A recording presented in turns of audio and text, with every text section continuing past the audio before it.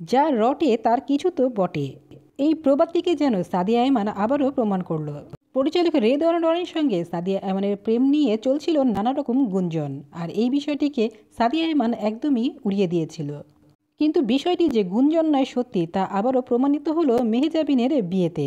বরকনের পাশে কাপল হিসেবে রেদন রনি এবং সাদিয়া আয়মানকে ফটো তুলতেও দেখা যায়। গায়ে হলুদের অনুষ্ঠানেও একসঙ্গে হাজির হন দুজনেই, পুরো অনুষ্ঠান জুড়ে ছিলেন একসঙ্গে।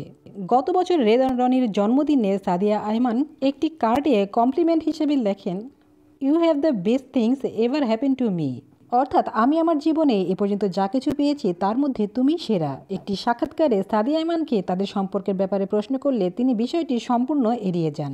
অথচ মেহজাবিনের পুরো অনুষ্ঠান জুড়ে তাদের দুজনকে একসঙ্গেই দেখা যায়। তাদের দেখে মনে হচ্ছিল তারা যেন কাপল।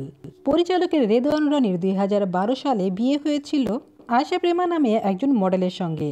পরবর্তীতে নাজিফাত তুষির সঙ্গেও তার প্রেমের গুঞ্জন শোনা যায়।